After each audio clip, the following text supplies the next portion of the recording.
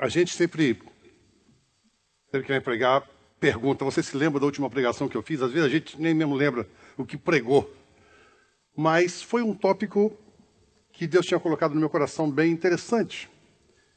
E é a história de 2 jardins, onde nós fizemos, de 3 jardins na realidade, onde nós fizemos uma analogia do Jardim do Éden, do Getsemane, e nós que somos um jardim onde nós trazemos frutos, nós trazemos flores.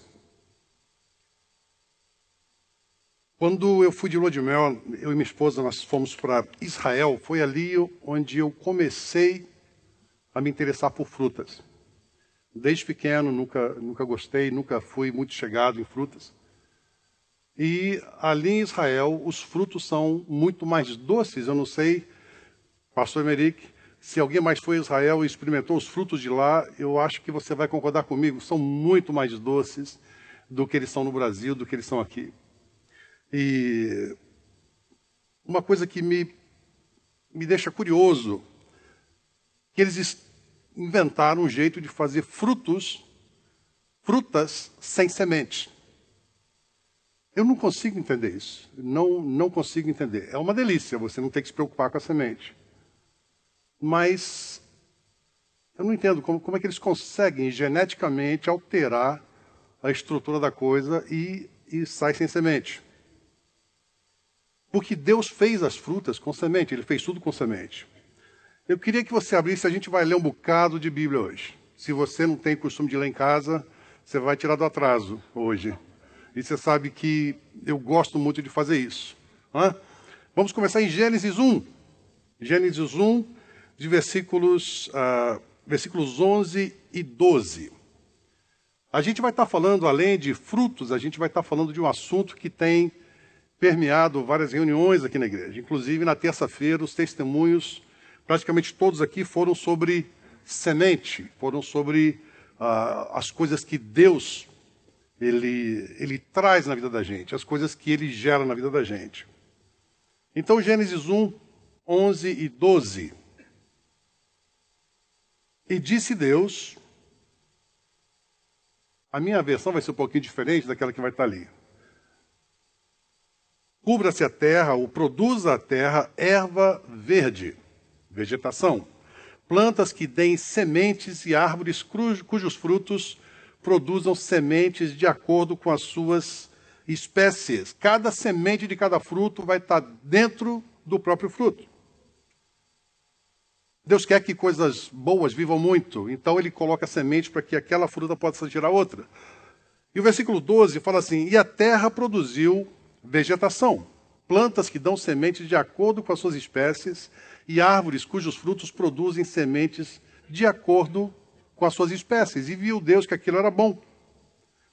Eu quero que vá para Gênesis 2, versículos 5 a 7. Diz assim, ainda não havia brotado nenhum arbusto no campo e nenhuma planta havia germinado, porque o Senhor Deus ainda não havia feito chover sobre a terra e também não havia homem para cultivar o solo. Todavia brotava a água da terra e irrigava toda a superfície da terra. Então o Senhor Deus formou o homem do pó da terra e soprou em suas narinas o fôlego de vida e o homem se tornou um ser vivente. Eu quero que você note que Deus fez o homem da terra. Deus fez o homem do pó da terra. E Deus colocou nos homens sementes. Nós temos 2 filhos. Já a nossa filha já tem 2 filhos. Deus colocou dentro de nós uma estrutura de gestação de um outro ser humano. Deus colocou uma estrutura de perpetuação da nossa raça, da nossa família, da nossa descendência.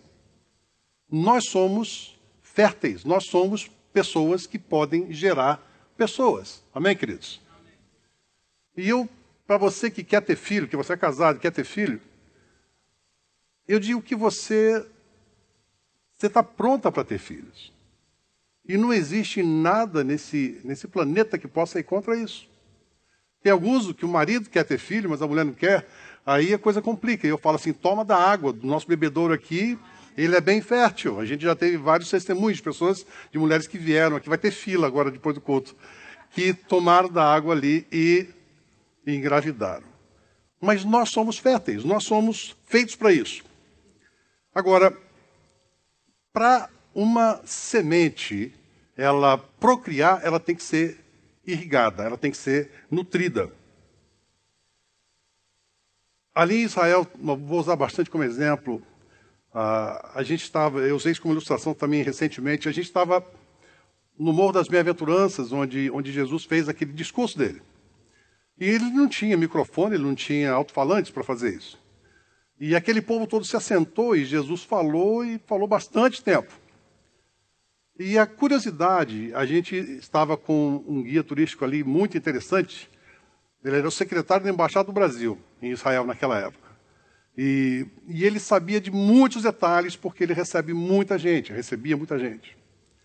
Ele falou, quando Jesus fez o Sermão da Montanha, tinha um vento tão forte que esse vento subia por aquele morro e levava a voz de Jesus. Então ele não precisaria projetar a sua voz, porque o vento projetava. Jesus não era só fazedor de milagres, ele também usava inteligência.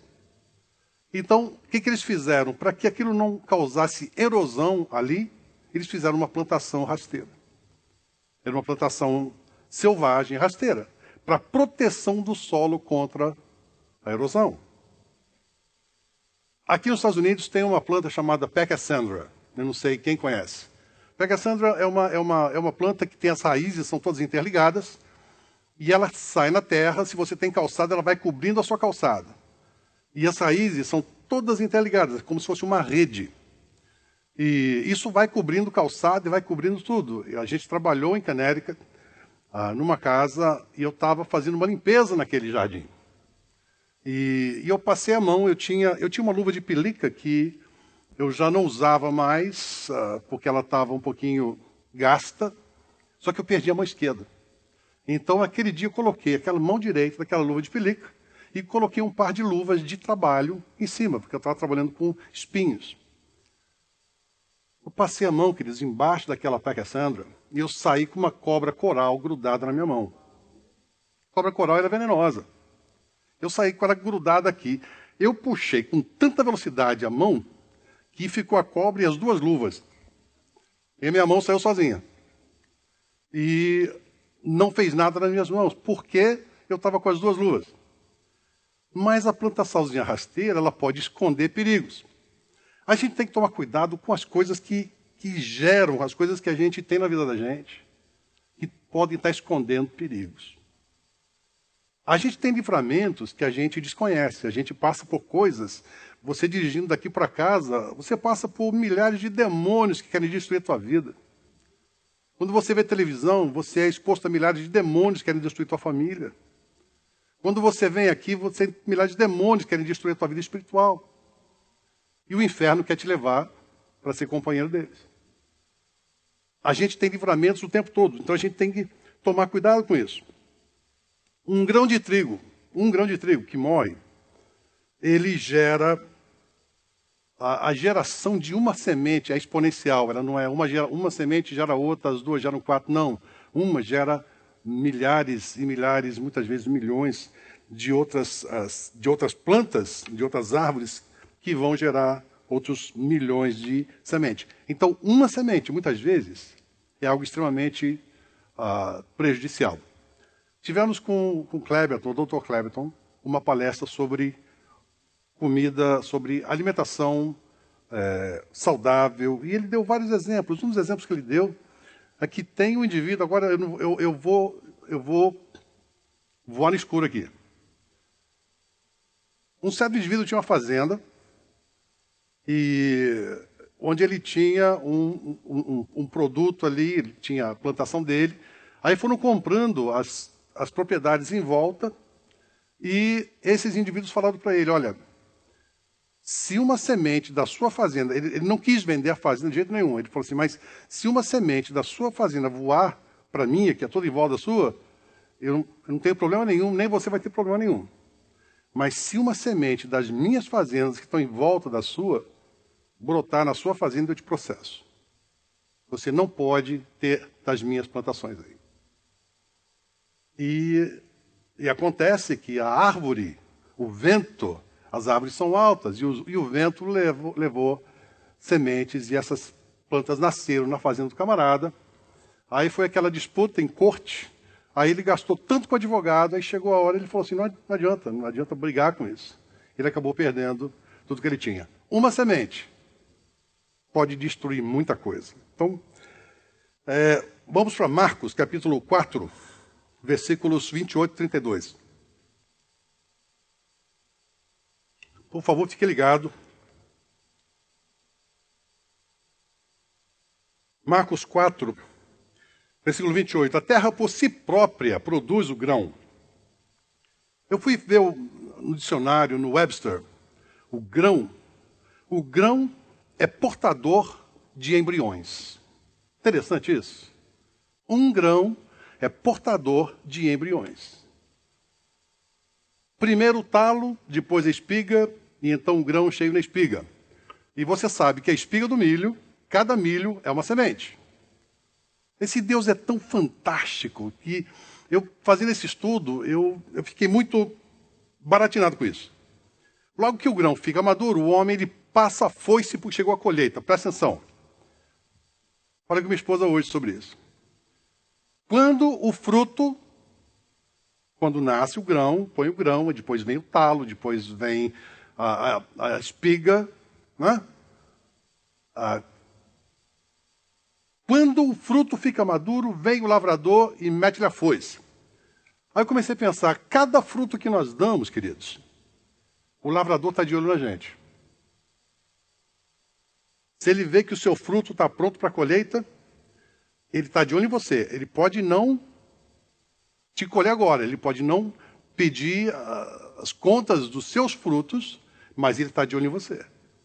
Não perca isso não esqueça disso. Logo que o grão fica maduro, o homem ele passa a foice porque chegou a colheita. Depois, e o próximo versículo. E dizia, aqui assemelharemos o reino de Deus, ou com a parábola o representaremos? É como o grão de mostarda, que quando se semeia na terra, é a menor de todas as sementes que há na terra. Escute, como o grão de mostarda, que quando se semeia na terra, é a menor de todas as sementes que planta na terra. Outra coisa que muita gente fala assim, eu tenho a fé do tamanho de um grão de mostarda. E pensa que esse grãozinho de fé que você tem, você vai fazer muita coisa. Né? Qual que é o próximo versículo? No entanto, uma vez plantado, cresce e se torna a maior de todas as hortaliças, com ramos tão grandes que as aves do céu podem abrigar-se à sua sombra. Queridos, não pensem que a sua fé é pequenininha. Quando Jesus falou com os discípulos, homens de pouca fé. Por isso que eles temeram. A fé é como um músculo. Você tem que exercitar esse músculo para a sua fé crescer, para você poder declarar no mundo espiritual sua vitória em coisas que você, de outra forma, não teria vitória nunca. Para você ter autoridade. A gente lê na Bíblia que a gente chega com ousadia ao trono da graça. Sem fé, você chega com ousadia ao trono da graça? Você fica com medo de chegar e ver um raio na tua direção. Não chega com ousadia. Medo. E uma coisa, o medo, ele é falta de amor. Porque o amor, ele tira todo o medo. Então, se você tem intimidade com o Pai, se você tem relacionamento com Ele, você não vai ter medo. Você vai ter ousadia. E a sua fé vai ser grande. Deleita-te no Senhor e Ele considerará o que deseja o teu coração. Você acredita nisso? Então, viva como quem acredita. Às vezes a gente tem testemunhos aqui que a gente quase sai pelo telhado aqui. Onde Deus honra a fé das pessoas. Mas muita gente interpreta errado esse versículo. Se eu tiver fé com o tamanho de um grão de mostarda. Não, você vai ser atrofiado o resto da vida. A sua fé tem que crescer, você tem que exercitar a sua fé. Amém, queridos? Glória a Deus. Aí o outro versículo, mas tendo sido plantado, cresce e se torna o maior de todas as hortaliças, com ramos tão grandes que as aves do céu podem aninhar-se debaixo da sua sombra. Semente não tem autoridade. Árvore tem. Você já viu um carro passar em cima de uma semente? Já. Você já viu um carro passar em cima de uma árvore? Nunca viu. A sementezinha, muitas vezes a gente subestima ela. Mas se ela se torna grande, aí a gente não tem como negociar. Nós tínhamos uma árvore na porta de casa, ali na Tiburon Court. Era um carvalho de água, water oak. A raiz do carvalho, desse tipo de carvalho, é mais ou menos 1 metro, 3 pés de altura. Essa raiz ela não se aprofunda, ela vai para os lados. Ok? Se você puser no YouTube, você vai ver vários vídeos sobre essas árvores, esses carvalhos, eles tombam. Eles tombam e a raiz vai lá em cima, porque elas não têm profundidade. E a copa delas fica muito grande. Você já viu talvez tenha visto algumas prateleiras onde eles falam que é top heavy, que a parte de cima é muito pesada. O que é muito pesado em cima tem a tendência de cair. Por isso que a gente fala que quem é cabeção, né, geralmente acaba tombando, porque fica muito pesado lá em cima. Bom, você perdeu a oportunidade de dar uma risadinha. Esse carvalho, queridos, deu tanto problema. Ele deu tanto problema.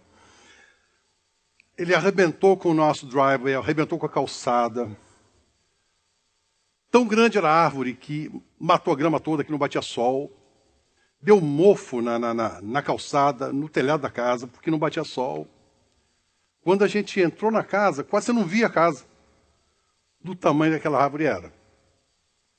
E não adianta não tem nada que você faça para poder tirar aquilo. Tive que chamar alguém, e foram $1.600 para a gente tirar aquela árvore. E depois foram mais $400 para tirar a raiz, porque se a gente não remove a raiz, ela volta a crescer. Tínhamos uma árvore aqui na porta da igreja, e eu estava no Brasil uma vez, quando falando com minha esposa, ela falou, acabou a água da igreja. Eu falei, como assim? Aí, quando foram ver direitinho, as raízes da árvore quebraram todo o encanamento da água que entrava para o prédio. Uma semente, muitas vezes, ela custa caro para você consertar. E não adianta tirar a árvore, você tem que tirar a semente, porque senão ela cresce de novo. Isso, raiz. Calçadas, ela destrói paisagens, ela quebra alicerces. Essa casa não tinha esgoto da cidade, ela tinha um tanque na frente. E o carvalho é protegido pela cidade de Orlando. E eu tive que ter uma autorização especial da cidade para poder tirar a árvore, porque ela estava comprometendo o meu tanque, que é a fossa cética nossa, né? Por isso que eles me permitiram tirar aquilo. Mas o que eu quero dizer é que uma semente pequena ela pode gerar uma árvore tão grande que vai te causar inúmeros prejuízos. Tá? Ok. Uma semente no lugar errado pode custar muito caro. Eu vejo muitas vezes, condomínios onde você entra, tem aquela fileira de árvores. Você já viu isso? É bonito pra caramba. Né? Agora, aqui perto da 408, com a Hiawassee, tem um condomínio ali, onde tem árvores no meio da rua. E a rua se divide, e se divide de novo, as árvores no meio da rua, plantadas em lugar errado. Eu quero abrir em Deuteronômio capítulo 22 agora. Vamos falar sobre princípios do semeador. Deuteronômio 22, 9.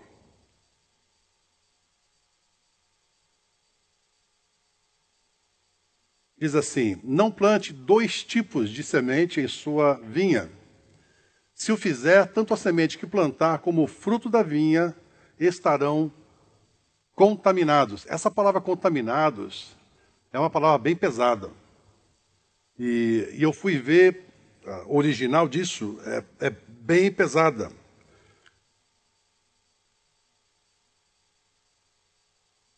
Contaminadas, ilegítimas, corrompidas, degeneradas. Se misturar 2 tipos de semente. Eclesiastes 11:6 diz assim: pela manhã semeia a tua semente, à tarde não retires a tua mão, porque tu não sabes qual prosperará. Se esta, se aquela, ou se ambas serão igualmente boas. Outra coisa que o semeador fica ligado, 1 Coríntios 3:6. Paulo diz: eu plantei, Apolo regou, mas Deus deu o crescimento. Agora é uma parte onde sabemos que tudo que é gerado é gerado porque Deus ele coloca a mão dele sobre isso. Sobre gravidez, sobre plantas. Deus fez a coisa assim. Ele desenhou tudo. Outra coisa que muita gente interpreta errado sobre princípio de semear e colher. Eu já tive gente que falou assim, não, esse lance de você ofertar com visão de uma bênção financeira. Querido, o semeador, o fazendeiro, quando ele planta abacate, ele quer colher abacate, ele canta para colher abacate. E essa é um dos princípios bíblicos de semear e de colher. Isso é legítimo, biblicamente falando. Traz benfeitoria, sim. O que acontece? O semeador, o fazendeiro, ele vende seus frutos para sustento da sua casa, ele come do fruto, ele se alimenta daquilo. E isso é legítimo. Né? 2 Coríntios 9, 10, 11 e 12. É Deus que dá a semente. Diz assim: ora, aquele que supre a semente ao que semeia e o pão ao que come, também lhe suprirá e multiplicará a semente e fará crescer os frutos da sua justiça. Vocês serão enriquecidos de todas as formas para que possam ser generosos. Existe uma razão. Por que você vai prosperar em todas as formas? Para que possam ser generosos em qualquer ocasião e por nosso intermédio e sua generosidade resulte em ação de graças a Deus.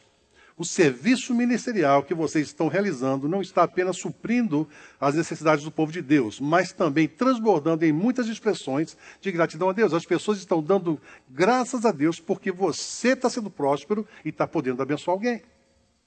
Você está sendo próspero, você semeia na casa do Senhor. Essas portas estão abertas. Existe salvação aqui, existe adoração aqui, existe comunhão aqui.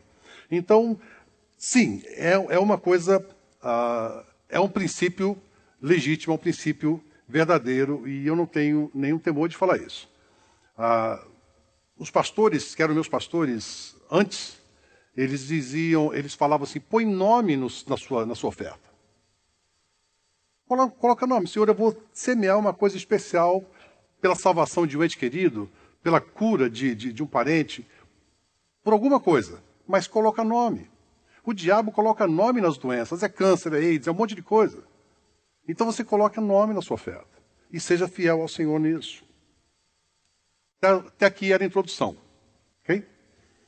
Agora a gente vai começar. Ageu, capítulo 1. Algumas Bíblias não têm Ageu, que eu sei. Ageu, capítulo 1, começando do versículo 1.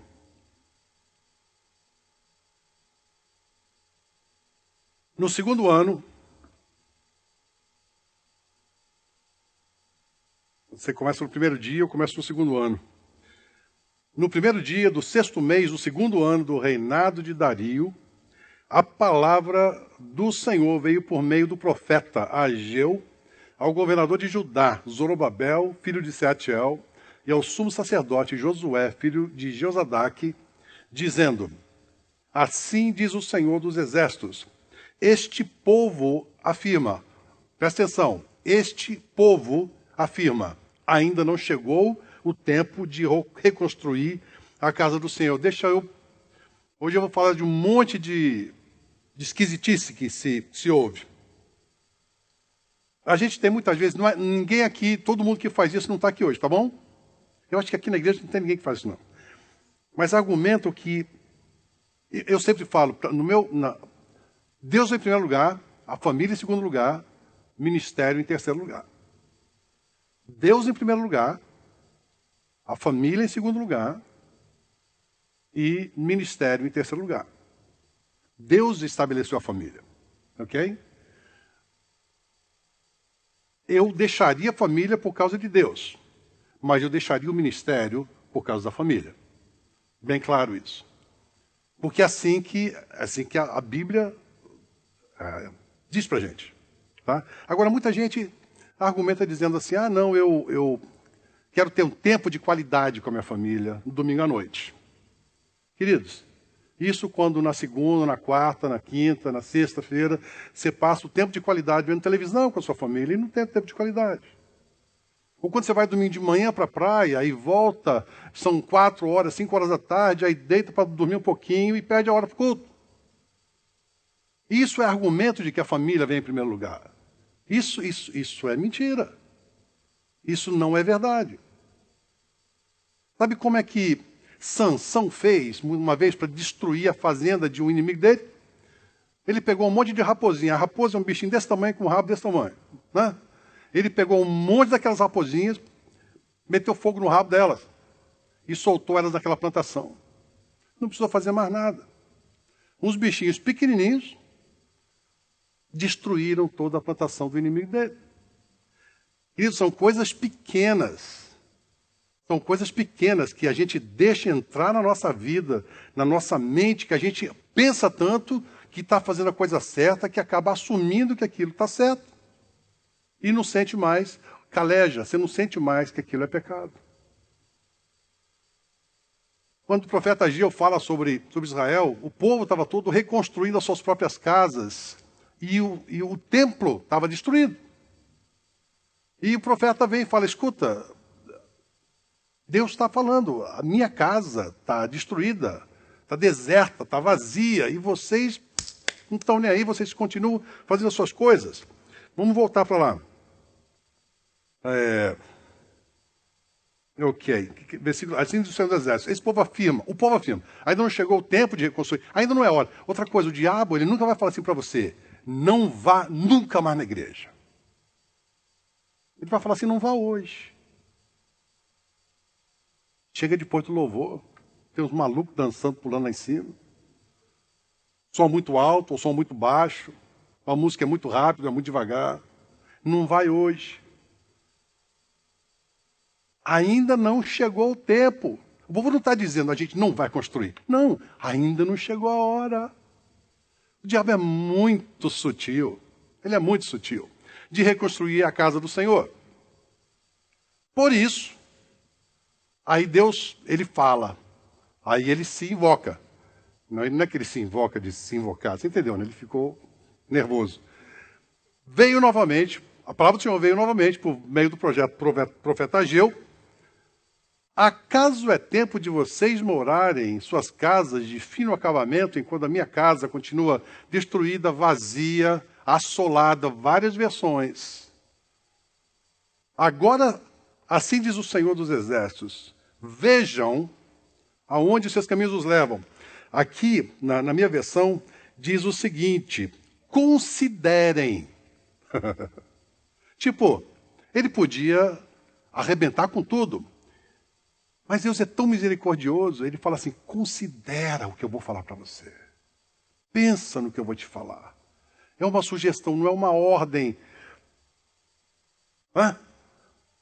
Vocês têm plantado muito e colhido todo. Pense bem nisso. Você tem plantado muito e colhido pouco. Vocês comem, mas não se fartam. Bebem, mas não se satisfazem. Vestem-se, mas não se aquecem. Aquela que recebe salário, recebe para colocá-lo numa bolsa furada. Assim diz o Senhor dos Exércitos, considerem onde os seus caminhos estão te levando. Queridos, esse negócio é tão chocante.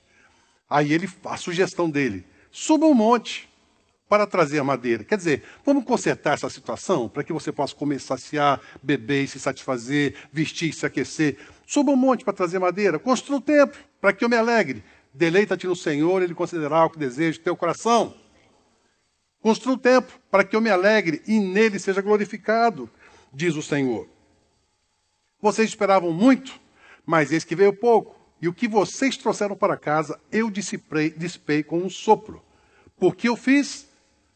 Pergunta o Senhor dos Exércitos. Por causa do meu templo. Deus fala de novo, por causa do meu templo, que ainda está destruído, enquanto cada um de vocês se ocupa com a sua própria casa. Por isso, Por causa de vocês, o céu reteve o seu orvalho e a terra deixou de dar o seu fruto. Para um pouquinho aqui. Você sabe o que quer dizer? Deus cortou o ciclo da semente. Deus falou assim, é isso? Então, corta o ciclo da semente. Se a semente ela não é irrigada, se ela não é nutrida, ela não gera fruto. Então, Deus corta o ciclo da semente. Nos campos e nos montes provoquei uma seca que atingiu tudo. Em outras palavras, o trigo, vinho, azeite e tudo mais que a terra produz. E também os homens e o gado. O trabalho das mãos foi prejudicado. Deixa eu ler na minha versão aqui. Mandei vir a seca sobre a terra e sobre os montes e sobre o grão, onde eu vi que significa embrião de uma nova planta, e sobre o mosto, que é vinho novo, que é a fonte.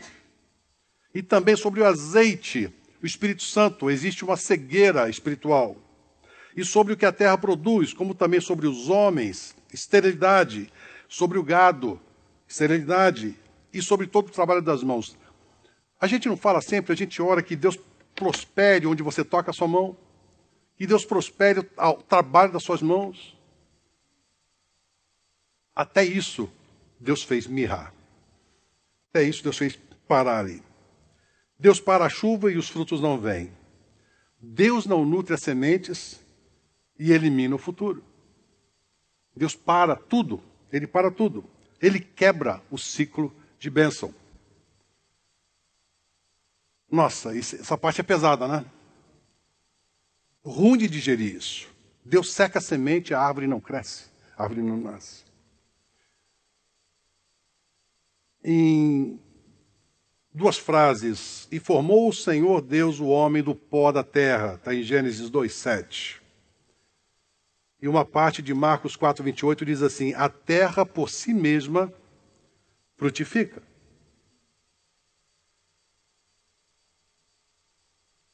Nós lemos também, não semearás a tua vinha com diferentes espécies de semente, para que não se degenere, não se contamine, não se corrompa o fruto da semente que semeares e a novidade da vinha. Queridos, semeadores do inferno podem estar jogando sementes ruins no teu jardim. E você não está vendo. Lucas, capítulo 8. A parábola do semeador. Um semeador saiu a semear a sua semente. Enquanto lançava a semente, parte dela caiu à beira do caminho, foi pisada e as aves do céu a comeram. Parte dela caiu sobre pedras e quando germinou, as plantas secaram porque não havia água, umidade. Outra parte caiu entre espinhos que cresceram com ela e sufocaram as plantas. E outra parte caiu em boa terra. Cresceu, deu boa colheita a 100 por 1. Tendo dito isso, exclamou, aquele que tem ouvidos para ouvir, ouça. O que fazer com as ervas daninhas que crescem no nosso jardim?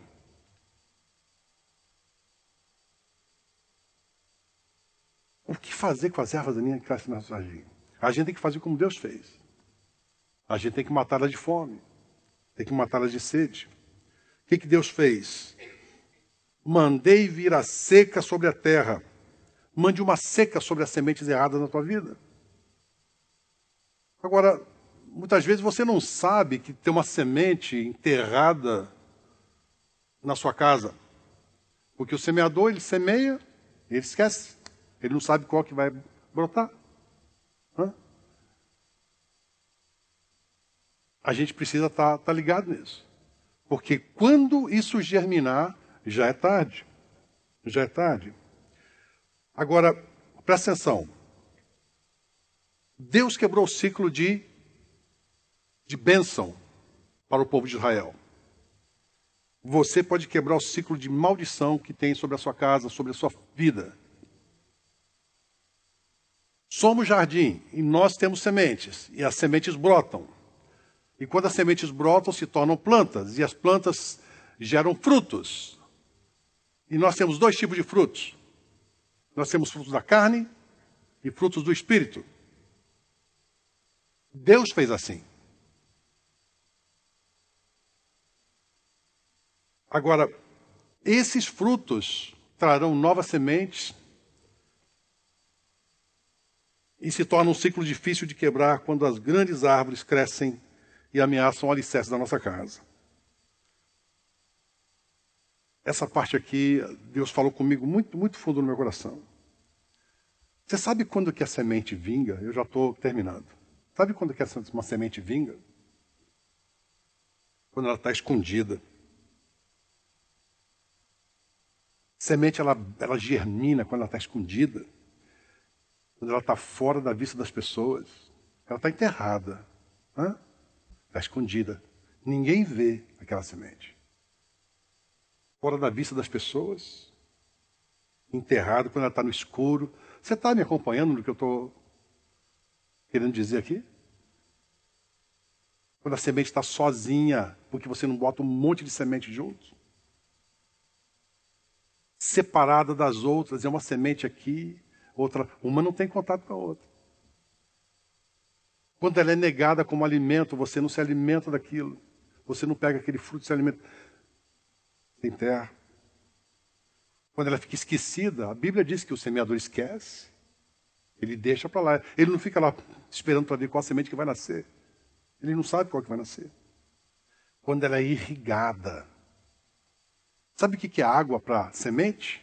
É vitamina, é vida, é nutrição, é atenção, é cuidado, é preocupação para que aquilo não morra, para que aquilo não acabe. É proteção. Queridos, veja se você não tem uma semente do inferno fincada na sua vida, fincada na sua casa.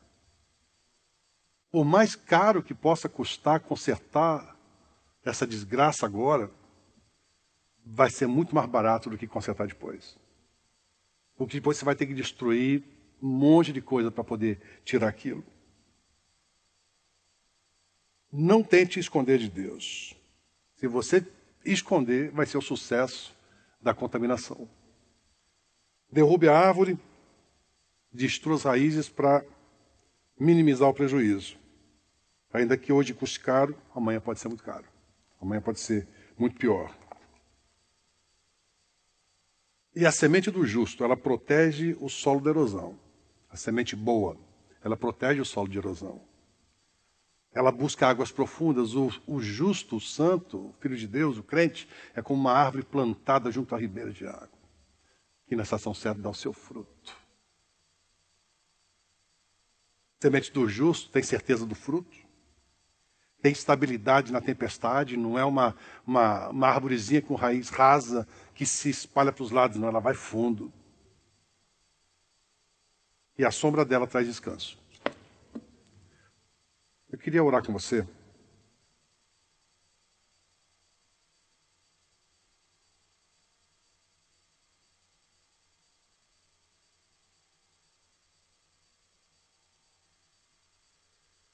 Vamos orar, feche seus olhos. Meu Deus, nós te louvamos, Senhor, porque o profeta Ageu, ele tem esse reporte, Senhor, para nós. Eu peço que o Senhor possa nos acordar, Deus. Que o Senhor possa nos alertar para sementes, Senhor, diversas que o inferno sopra na nossa direção e a gente não percebe. Eu peço que o Senhor possa esclarecer as nossas mentes. Revela ao nosso espírito, Senhor, se existe algo em nós que não te agrada, algo em nós que está saindo de proporções, que está crescendo muito. Nós não temos como resistir ou não temos como identificar. Dá-nos sabedoria, dá-nos ousadia, dá-nos fé, dá-nos coragem, para que nós possamos, Senhor, enfrentar tudo de frente, Deus, e derrubar no nome do sangue de Jesus. Enquanto está todo mundo de olho fechado, não queria ninguém olhando para os lados. O Salmo 1 fala assim: bem-aventurado aquele que não anda no caminho dos ímpios, não se detém no caminho dos pecadores, nem se assenta na roda dos escarnecedores. São 3 passos. andar, se deter e se assentar. Isso é um ciclo. São 3 passos. Eu não sei, talvez você já esteja se detendo, ou talvez esteja já se assentando.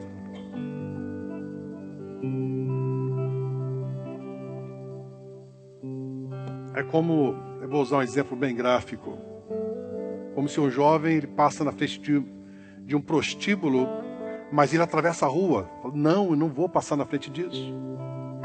Mas dali 2 meses ele fala assim, mas eu não vou entrar. Aí ele passa no mesmo lado da calçada. Aí ele caminha ali, ele anda ali. Aí um dia ele fala assim, eu não vou fazer nada, eu vou parar só para olhar. Aí ele se detém ali. Aí ele fala, mas eu não vou fazer nada mesmo, eu posso entrar e ver como é que é. Ele entra e se assenta na roda dos conhecedores. Então eu não sei, talvez tenha alguém no nosso meio que precisa de Jesus desesperadamente. Porque você ou está andando, ou está se detendo, ou já está se assentando na roda dos escarnecedores. Eu não vou falar para você se levantar e vir aqui na frente. Eu quero que você faça um sinal com a sua mão. Se você precisa de oração sobre algum assunto escuso, sobre algum assunto sombrio, sobre alguma semente que você vê que tá germinando e você está vendo que o final disso não vai ser bom. Se você precisa de oração, levanta a sua mão. Eu vou orar daqui e você vai ficar aí. Não vou constranger ninguém. Mas você precisa fazer o passo. Você precisa dar o passo. Você precisa levantar a bandeira, falar assim, escuta, eu preciso de ajuda. O Espírito Santo está observando. Ele está olhando. Tem alguém no nosso meio, queridos, que precisa de oração? Levanta sua mão. Pode abaixar a mão. Glória a Deus. Mais alguém?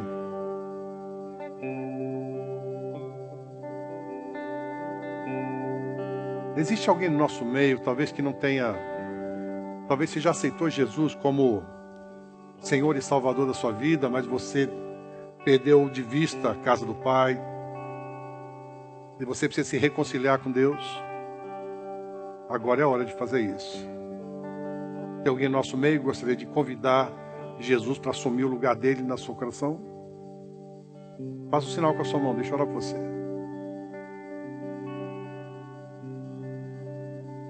Talvez você nunca tenha feito essa oração, convidando Jesus para entrar no seu coração. Queridos, no mundo a gente vai ter tribulações, o inferno vai jogar semente no meu jardim, mas Jesus vai estar lá comigo, na hora de eu resistir aquilo e derrubar e arrancar aquela raiz. Mas você precisa colocar ele no seu coração para isso. Tem alguém no nosso meio que quer falar, Jesus, entra no meu coração? Deus nosso Deus, Tu és maravilhoso, Pai. Tu viste as pessoas que levantaram as mãos, Deus. Eu peço que o Senhor possa ser ali, Senhor, um holofote para eles. E o Senhor possa mostrar, Pai Santo, o que acontece no subsolo, Senhor, da sua vida.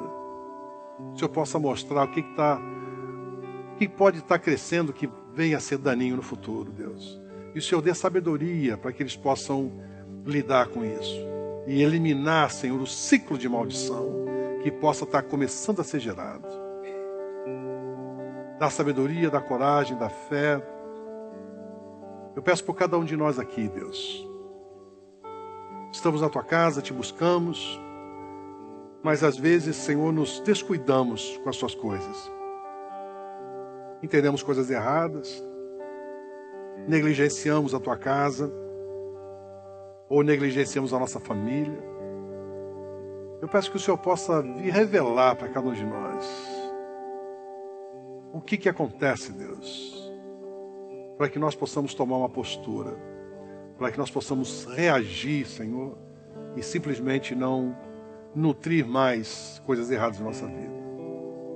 Te louvo pela Tua palavra, te louvo por esse dia, Deus. Oramos em nome de Jesus. Amém? Glória ao nome do Senhor, queridos. Então, vamos fazer a vigília? Vamos ficar de pé, queridos.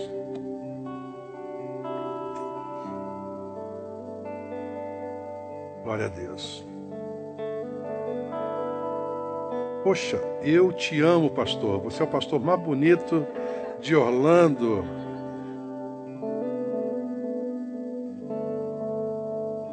Caldo de frango e sanduíche da Sueli. Glória a Deus. Mas passe o tempinho ali atrás, tenha comunhão com os irmãos. Amém, queridos? Vamos orar. Senhor nosso Deus, nós te louvamos, Pai, porque a tua palavra ela é viva e eficaz. Senhor, ela não volta vazia. Senhor, que nós possamos ser um jardim que te agrada, Pai. Um jardim que o Senhor se deleita em caminhar, Pai. Que nós possamos ser exatamente o que o Senhor planejou para que nós fôssemos. Te louvamos por cada um aqui, Pai. Pedimos sobre cada um a tua bênção especial, Deus. A tua proteção. Acampa o teu anjo ao nosso redor, Pai, conformadores para os nossos lares. E nos livra de todo mal, Pai. Abençoa nossos filhos, netos, nossa casa, Senhor. Remove todo mal físico, Senhor, da tua casa. Alguém que não esteja passando bem, Deus. Vem trazer a cura completa no nome de Jesus. Traz salvação aos nossos parentes, Senhor. Enche-nos o teu Espírito Santo para que nós possamos falar com autoridade.